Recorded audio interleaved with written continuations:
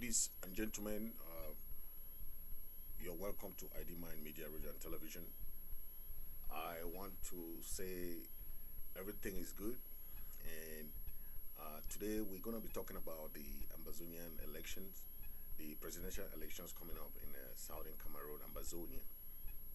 I want to uh, reiterate here that on the 6th of September, the election will be taking place, and I know some of you are not privy with the information, but I'll be bringing it detailed for you in this live broadcast that we have. So hit your share button as you join. This is ID Mind Media, Radio and Television. Hit your share button as you join the program. We are live on Facebook. We're live on Facebook, and we're also live on YouTube. So you can share and share and share and share as you join.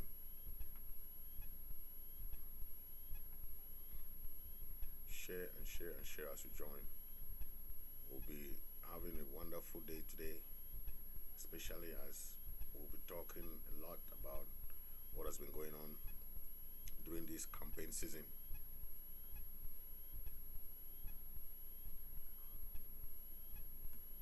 Yeah.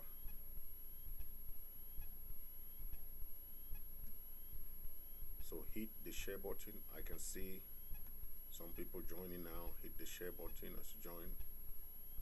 Hit the share button. Hit the share button. Hit the share button as you join.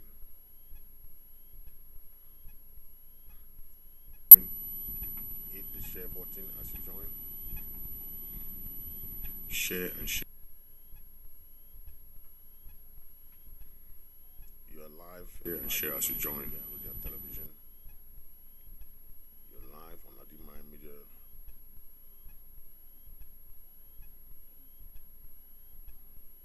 So you hit the share button as you join. Hit the share button.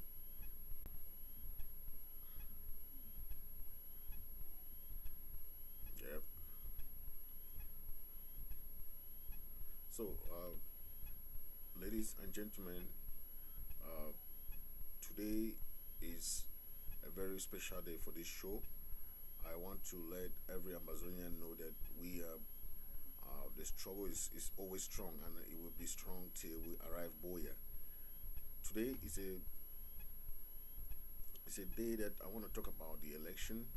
Uh, from the very start of this Amazonian presidential election, the Restoration Council made it clear that and that all candidates who want to vie for the position should send their candidature.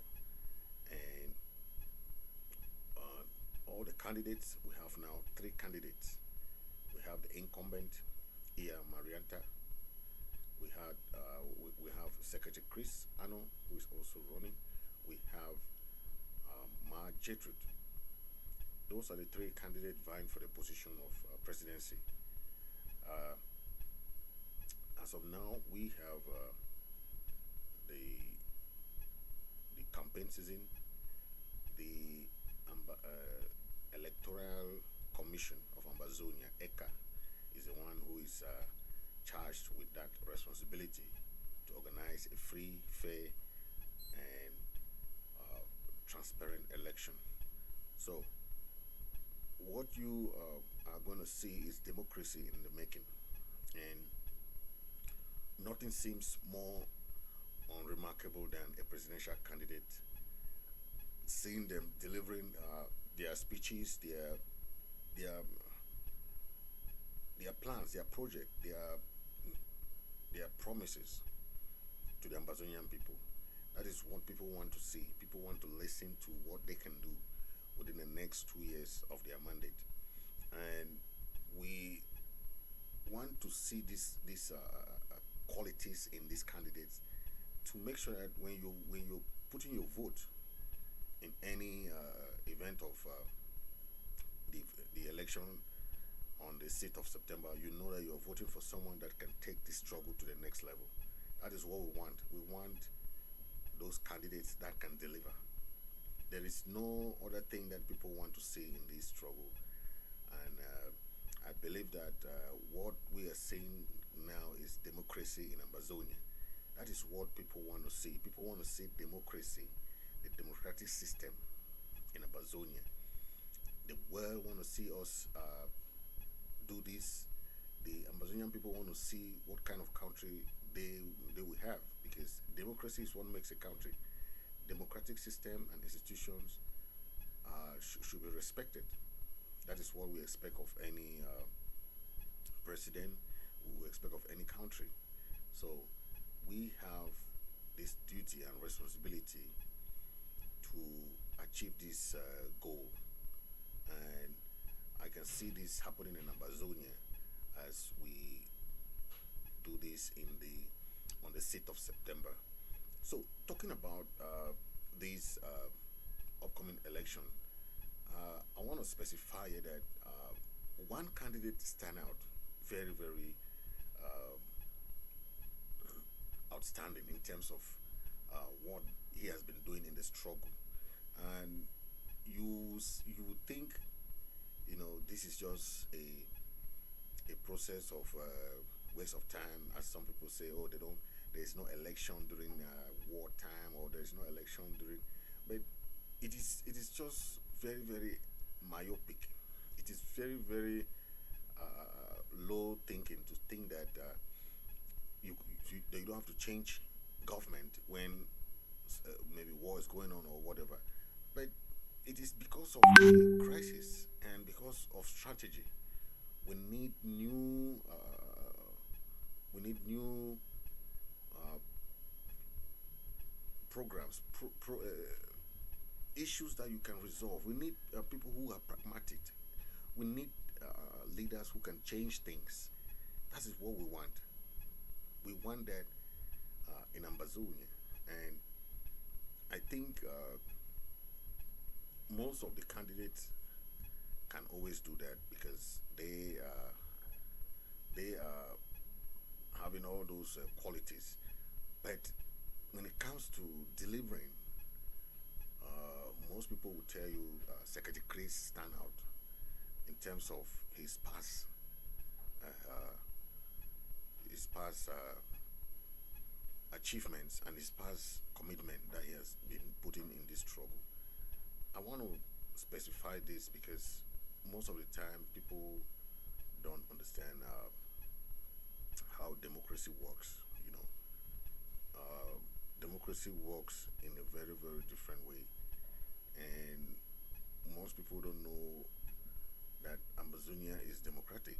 So they'll be surprised to see, oh, what is going on within the system, or uh, is are we having elections?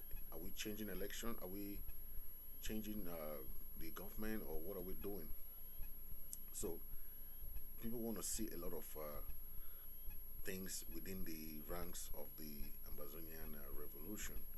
But as we have seen, and as we are going to see, uh, most of the leaders are people who have been in this struggle for long, from the very beginning, and they have done a lot, especially when it comes to managing the struggle and when it comes to handling issues. So I can tell you, I've worked with Secretary Chris in the communication department, and he's exceptional. He's an exceptional person, and most of the time you realize that most of the projects that have been carried out within Southern Cameroon and Bazonia has been done by his own idea, you know. So, but let's look at uh, what can we take from these candidates. Commitment, number one. Are they committed to the struggle? You see people who are committed through Secretary Chris. Look at his track record in terms of staying there from the very first time that he came to power. He was there with Seseko. He was there with Sako. He's now with President Ian Marianta. So that is what we call commitment.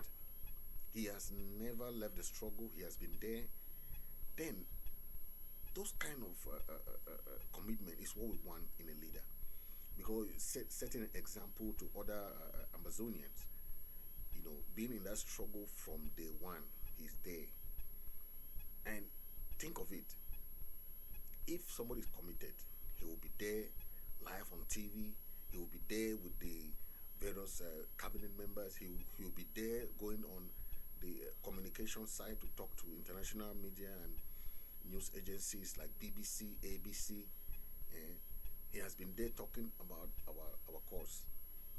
These are the people. He is there when it comes to protest rallies and different types of marches that we have had.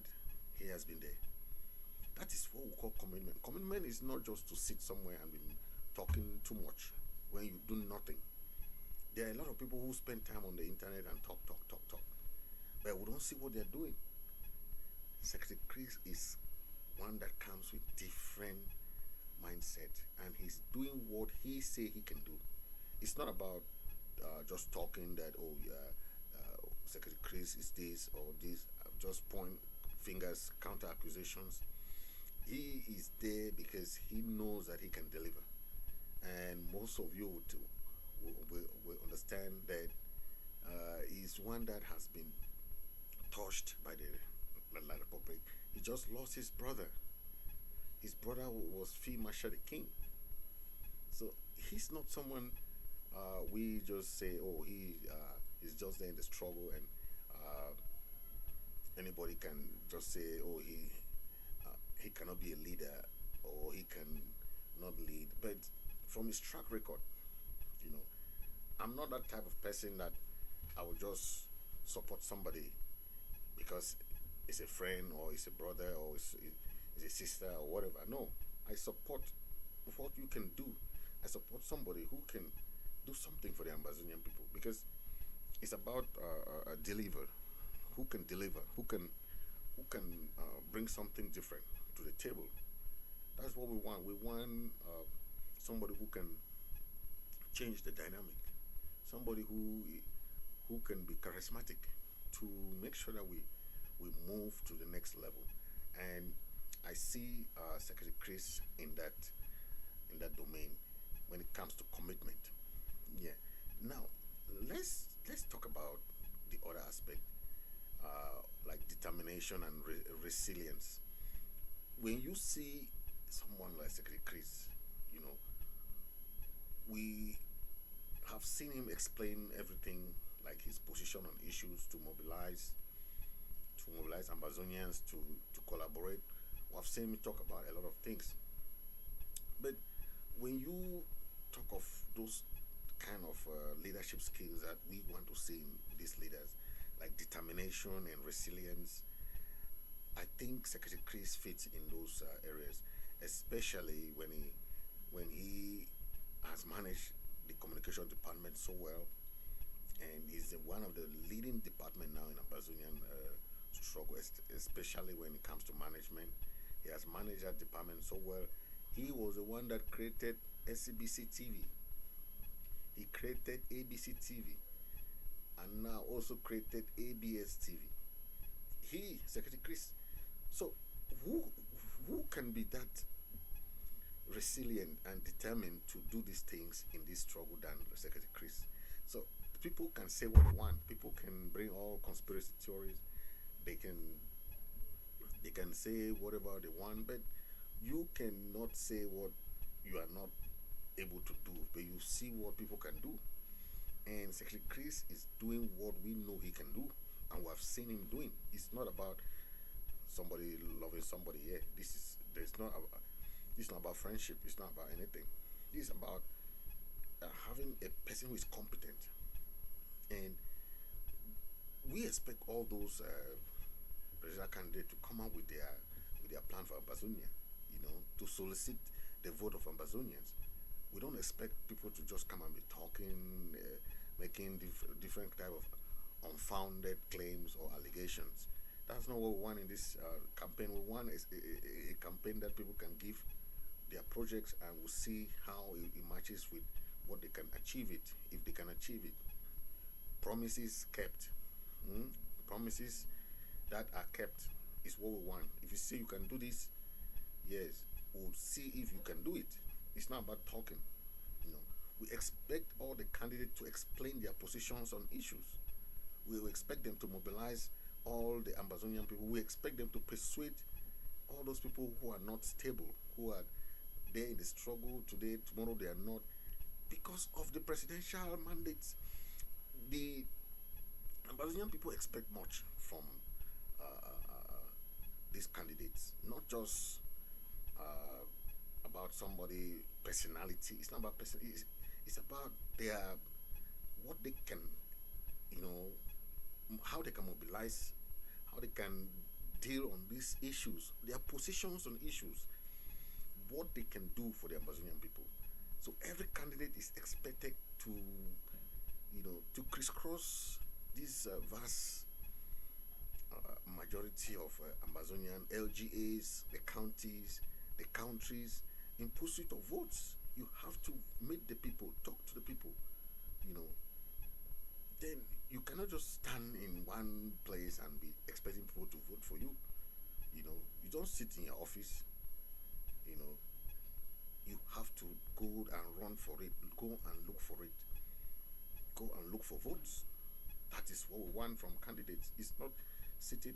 You saw Secretary Chris in Maryland the other day when they were commemorating the funeral session of Field Marshal the King.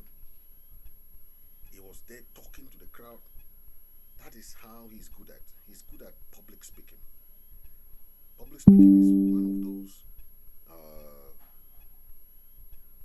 aspects that people want to see, especially when it comes to dealing with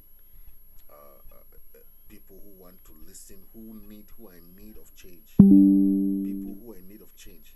That is why what people expect from all the leaders. Although we see this kind of behaviors like not really being for the struggle sometimes, a lot of people have died, have been left to the background. But Secretary Chris is coming to rally people more, because the issue about this, when someone gets angry or someone gets mad at the system, you don't abandon the person. You have to bring that person closer, talk to the person, listen to the person, see what is the person's grievance. Most people left this struggle not because they cannot contribute, not because they don't like the struggle, not because they don't, but it's because of certain individuals who see the presence of certain people as a threat to their leadership. President Sako was number one example. He saw the presence of some people as a threat to his hegemony, to his leadership. If that is not dictatorship, I allow word that you can describe that kind of leadership, where someone would be in power, then cannot even resolve one problem. President Sako could not resolve one problem in his cabinet, and that is why you saw a lot of fallout. A lot of people resigned from his cabinet. And if that is not enough, what kind of leadership do you expect from a leader to bring people together to try to rally behind a common cause? That's what we expect from any leadership. But if we have a leader again who will come and still do the same thing. Remember, Secretary Chris left that cabinet because of the issues within the cabinet. Yes, and most of the time we have seen a lot of genuine intellectuals, genuine people who really love the struggle. They left because of the issues. But guess what? Most of these issues have been when it it's almost about time of election. Yes, that is what we have discovered. And when you see what was going on, especially within the ranks of the government or the IG, the interim government, most of the problems stem from when they ask someone to leave office or someone to contest for elections. You know, so although we take this kind of behavior for granted today, it represents a very radical departure from the normal behavior of Amazonians. That used to, we used to expect Ambazonians, Southern Cameroon used to be one of the best democracy in Africa. Not because it was just a country or just not because it was, but it's because of the democratic process of transfer of power. That's what makes a country democratic. And back in the 50s, remember, back in the 50s, Ndeli won the elections. All the leaders rallied behind him. When time for vote and time for election arrived, Foncha won the elections. All the other leaders rallied behind Foncha. That is how it's supposed to be. But look at this our new generation who think that power is something that they are just hungry for power for nothing. You know, Seseko was arrested as a president, and because of greed, he said he can lead from jail. And how do you expect a leader to lead from jail when you know that you are not even capable of having your own freedom? The people outside are there to help you to live. But after how many, you are still in jail, but you want to be the president. Then you're creating your own IG and go and appoint your own vice president. That is what Seseko did. Then come the time of Sako. The same thing. When his term was over and when there were so many issues within the ranks of the IG, they asked the President Sako, okay, now you're almost arriving the time for election. Your 2-year mandate is over, and we want you to first answer these questions that we have. A lot of allegations of fraud, allegations of mismanagement, allegations of misappropriation, allegations of lack of problem solving within the cabinet. President Sako could not solve one problem. There was a lot of issues within the counties and LGAs. President Sako could not solve one. In my personal LGA, there was problem in the Meme and Fako and Ndian, go back to Momo. There were problems everywhere. President Sako could not solve the problem. They were just leaving them there that, okay, we'll solve them later. But when the problem boiled up, who went and told the Restoration Council that there's an issue going on is President Iya Marianta and Secretary Chris. Both of them went and told the cabinet, the Restoration Council, that we have problem within the cabinet. President Sako cannot solve these problems. That is what happened. So we have to, we have that duty to uphold this norm. We have that duty to uphold this authority that was handed to us by our forebears, Endelis, the Fonchas, the Joas. They handed us a democratic system. They tried. This is what they did. They were election. They were transition, even before they had independence. So people should not confuse. Ndeli was elected during when they were still. They just left Nigeria. There were conflict. There was problem by then, but they respected Ndeli as a president, as a prime minister. Everybody respected him. The other candidate did not go and form their own government. No, they did not do that. They respected Ndeli. The time of the next election, Foncha also won the election. Ndeli did not go and form his own government. He fell behind Foncha. That is the example that we have to copy. I don't know what other example you guys are trying to say. Oh, there is no election during wartime. Oh, the election was a fraud. They will bring all kinds of complaints. But let's talk about this because do you know Secretary Chris was the candidate that ran with Sako and won the election? People don't know this. Let me tell you, when you see someone who is really committed in this struggle and is selfless, is does not want to have this position. It's not about position. Secretary Chris won this election officially, but he said Sako should take it. You see, I also allowed the VP Abongwa for that. He did that too. He was the one to take over the power after Sako left, but he said no. He don't want to. He want to stay behind. That is selflessness. I respect that, you know, but I don't know why people don't want a democratic process. Why are people afraid of election? I call this election fever. Election fever. Where people are afraid of election and they hide behind complaints. They hide behind different types of issues. Oh, this is because this is because this. There is no issue. People are afraid of elections simply because they don't want to be accountable. They don't want change. They want to be satisfied with what where they are with what they have. But at the end of the day, it's very wrong when it comes to democracy. Very very wrong. That is a mindset we should not have, because you have that mindset, it's really bad. It's really bad for the mindset that we have,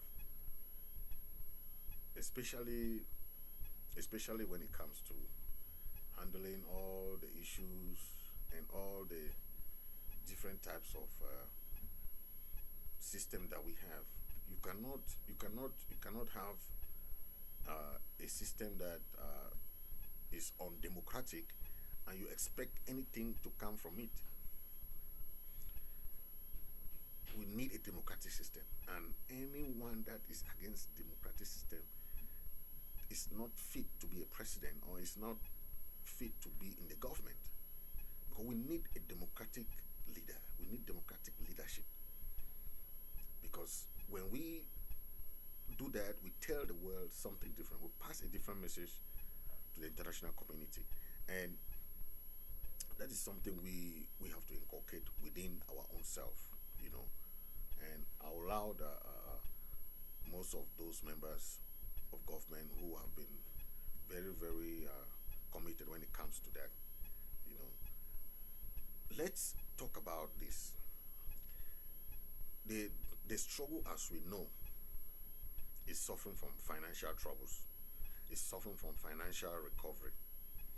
Yes, the struggle has stopped growing.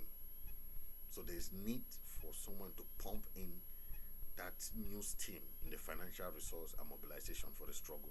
I'm telling you, Secretary Chris is someone who can do that better. Because if you have a mandate and there is some you did something at their own level, but there is a next level in anything. You can do your best, but why do they change candidates? Why do they change presidency? Why do they change leaders? Because at one point, a leader's mentality and ideas stop functioning. You need somebody different to pick up from there. That is why people change leadership. And anything happening within that leader's reign falls under that leader's accountability. You cannot say no, it's not me, it's that man, it's that man. No, it's your leadership. Anything that happens within that time, it's you. So you can say whatever you want, but if the struggle has that financial blockage, what? How do we function in that kind of environment? Because for some time now, we have seen people are having financial fatigue. The struggle we need more energy to be energized. We need people who can pump in new energy, new steam in this struggle. to give more of that financial resource and mobilization to the struggle. No matter what you say, no matter how you say it, if there is no financial source, man, I don't.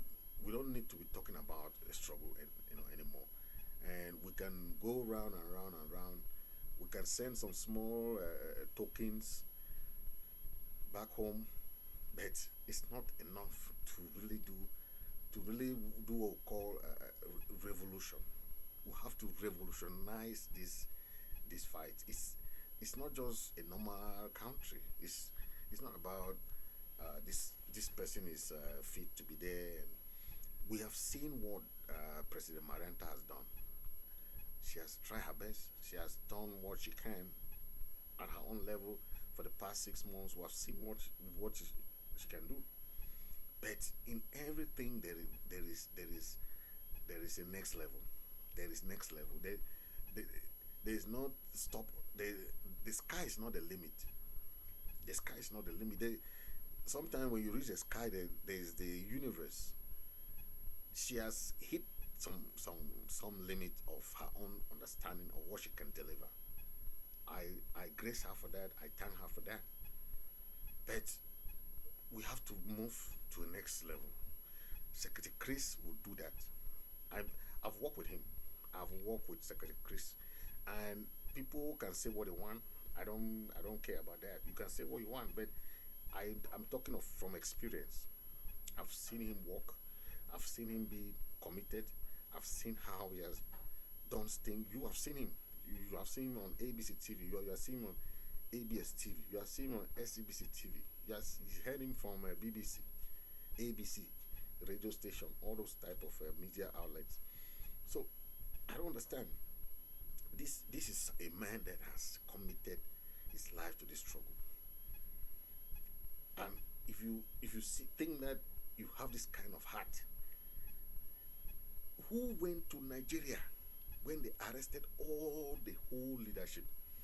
The only person that went to Nigeria was Secretary Chris. One man standing. He went to Nigeria, met the government of Nigeria, told the government of Nigeria that they should bring those people back to Nigeria because those leaders are asylum seekers. Some of them are Nigerian citizens. That was why the Nigerian government passed a judgment that Cameroon government should send all the leaders back, all the Naira 10. Then, talking about going to Nigeria, he held a press conference. He was the one that rallied the legal team behind Ayok Tabe's release. Yes. So, whatever people can say today, they don't know the past. I'm talking about someone I know that has been working in this struggle. It's not about position. Some people don't understand that. This is someone I believe he will deliver because I've worked with him up front. I've seen him does his things, and I believe he will deliver. Yes. People can say whatever they want. They can say anything, but I'm talking out of experience. I'm talking out of experience. The most thing you can say about someone, that's why they say if you want to have a job today, or you are going somewhere that is a kind of employment or school, they always ask for reference. Why do they ask for references? References are those people who have been with you for maybe some years. I can stand as a reference to Secretary Chris when it comes to this presidential job because I have been with him in the communication department. I've seen him work up front. It's not about love for someone. It's about who can deliver. Secretary Chris is that person who has been there from day one and he has never been shaken. If it was somebody, imagine your parents were arrested, your sister was arrested and kept incommunicado. but you did not relent your effort. Then, if that, as if that's not even enough, your brother was killed. Just this is just something of a month ago. FM the King. If it's as if this is not really something, how do you imagine someone who lost somebody so dear, and La Republic tried to use it as a sabotage, as a propaganda machine? But this is what happened. He finally said, "Okay, he want to take this thing to the next level," because that is something that we want in leaders who cannot be break down, leaders who cannot be put to their leg and say, "Okay, stay here." You know, if I want to put this thing as a simple term, give this man a chance to lead, because you know he's the one that has been in all the cabinets. You, from Seseko cabinet, he was there. For the cabinet of Sako, he was there. Now he's there with Iya Marianta. So there are a lot of things that have been going on that people can talk about, but they most of the electoral process has been very smooth, and now is a time for campaign season, and people will not understand that Secretary Chris just lost his brother, but he's there to show the Amazonian people that he cares. He cannot back down. He cannot. So, what else do you think will make him back down after losing the brother? I don't think there's anything that can really push him to lose, you know, his maybe his support for the struggle. But I'm talking here because people cannot understand the commitment of some people, especially when it comes to the struggle.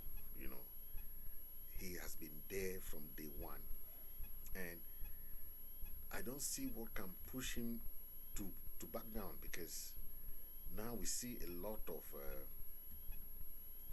other people trying to say, "Oh, Secretary Chris is working for La Republique." But what kind of mentality do you carry? What kind of mind do you think somebody working for La Republique, the brother is killed, the parents are jailed, he's still there in the struggle? If we were some of these people, they would have left ever since. They would have left the struggle long ago. But that is the commitment I see in him. I don't see him as any other thing else. I see him as that person that can take us to a higher height, because that's what you know you're talking about in a struggle. I just want to say this because I hear people talking, "Oh, he's not this, he's not that," because they have not worked with him. Well, when it comes to helping our refugees and prisoners of war, you know, he has been doing that for long. He was the one that contributed money. You know, back in the days, he did a lot for Agbobalas, the Fontaines, the Neratens. He has done a lot when it comes to helping these prisoners of war. So I don't know. Talking of the refugees, he was the one that pushed for the government of Sako to to focus on this humanitarian aspect too, because these our families that left the war to Nigeria, and they were having some hard times to survive in Nigeria. Secretary Chris went there to Nigeria. He also sent delegation to Nigeria. He was the one that really advertised everything that is going on with them in Nigeria. So I want to laud him for that, because it's all about helping our people who are suffering back there in Nigeria. You know, a lot of people have traveled to other countries too. You know, but it's very important for us to know some of these things so that you know what is going on in this struggle. People are are tired. They say, "Oh, we don't want but those are the things that we have to look at. How someone can commit himself to this struggle till now, after 6 years.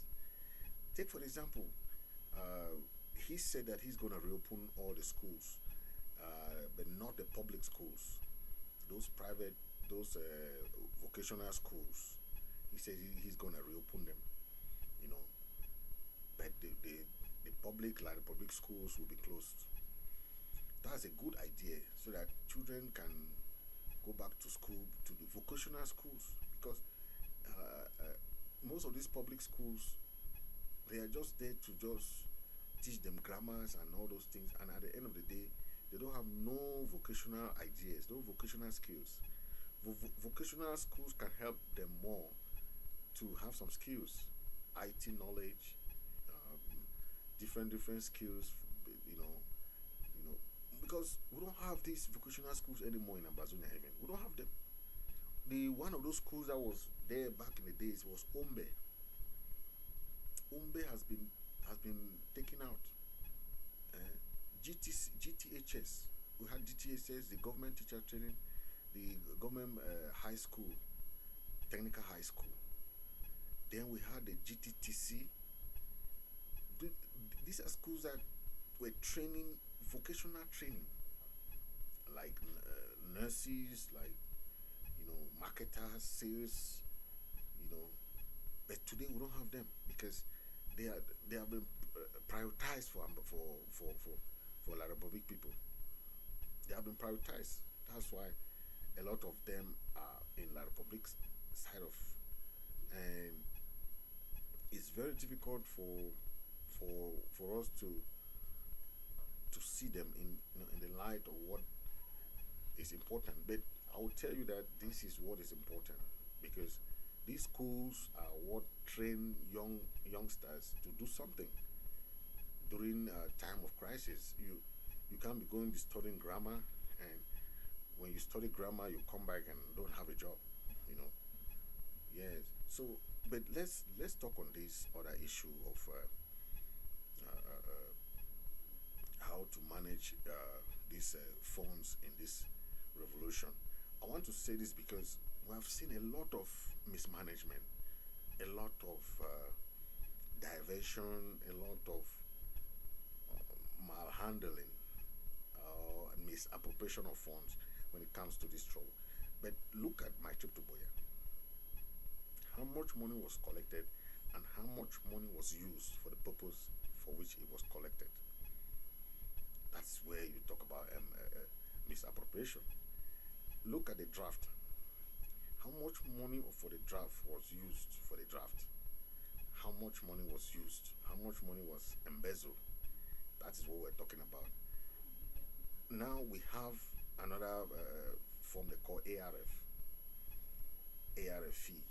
You know, there I can laud President Marianta for that. She made sure that those funds go to the ARF. Yeah, but here we are talking of how much money was collected, and though we know that she made a lot of progress when it comes to financial fundraising, but the strategy for fundraising is not the best. It's not the best. You cannot keep using the same method of fundraising that have been used for the past months and years, and think that people can just say, okay, this way is no. People sometimes there should be different way of fundraising. Different way. You cannot use the same strategy of fundraising that you used past in the past years, even though because people have seen that people are donor fatigue. That's how we call it, donor fatigue. When people give and give and give, then they start to realize that but this money I'm not seeing a return of investment. I'm not seeing this. They will start asking questions. You see, and but I think that we have reached a stage where we have to expand our horizon when it comes to fundraising. Secretary Chris will do that because he know where to tap, who to go for. It's this in, you just don't sit like that and just calling people to come and donate. There are times that we need to meet the people. We need to meet people. There are people that want you to come to their house. Yes, there are people that want you to visit them. There are countries that want you to come to that country before they can donate money. Yes, there are communities that want you to come and visit them in their Njangi house before they give something. So you cannot just sit and have these Zoom meetings all the time, expect people to come and pay money, or it doesn't work like that. If they want Secretary Chris to go in their Njangi houses, Secretary Chris will go there. If they want him to go to any country, Secretary Chris will be there. At any time you want him, he will be there. If they want him to go to knock the doors of international donors, he will be there. That is what we're talking about. Yes, we have seen the money raised from my trip to Boya. We have seen the money raised from the draft. We have seen the money raised from the recent ARFE. But if we had changed strategy of resource and mobilization, we would have done far more better than what we are doing now. Because now we only depend on Ambazonians. We depend solely on Ambazonians. And how much do you think you can raise from Ambazonians that are still struggling to send money back home for their families? Some are still struggling to eat. Some are still struggling to settle down. How much money, how much financial collection can you collect? We are not tax collectors. We are trying to see how we can fight this thing bridge to Boya.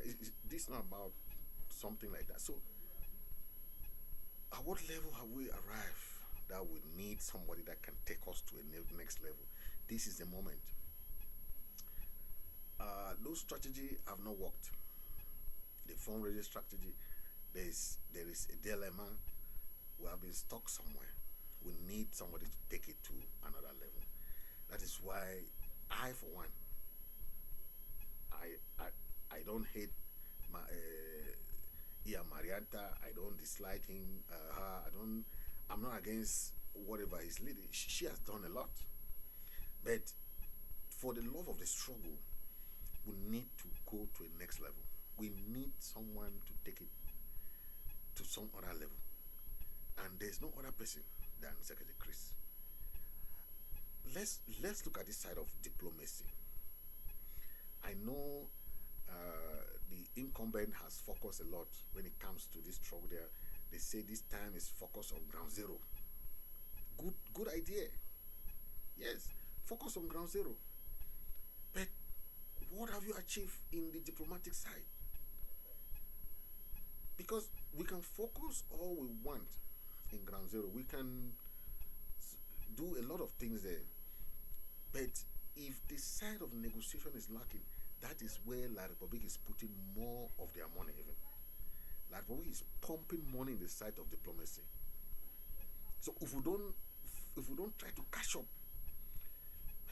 there are countries that were in our favor. Imagine 64 countries voted for our independence. 64.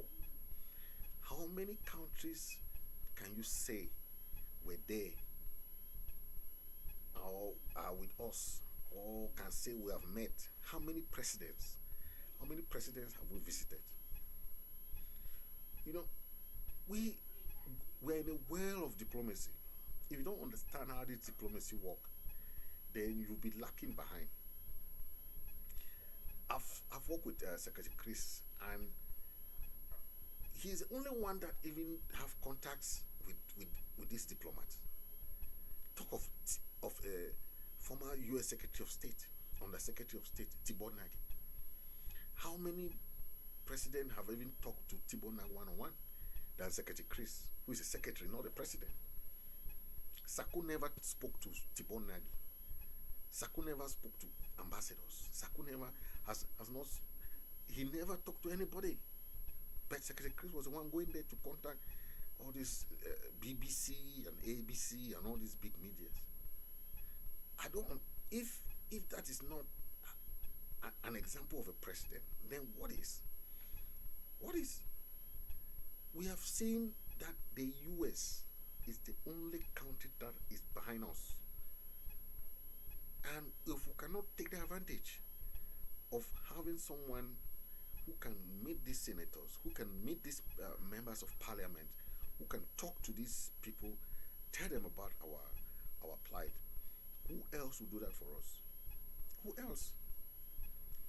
You see, there's people are fighting back home.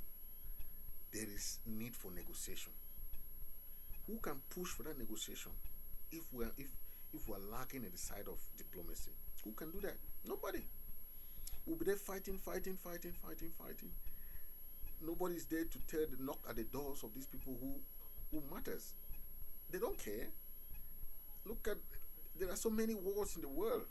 If you think that people will come and say, where the people of Southern Cameroon and Bazonia, oh, they are suffering, nobody will do that. Look at Ukraine. Look at the Ukrainian president. The Ukrainian president has been there. He will be on the TV.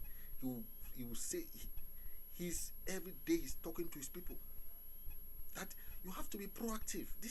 The job of the presidency is, we don't have a country yet. We don't have a country. We are trying to re-establish that country. We are trying to rebuild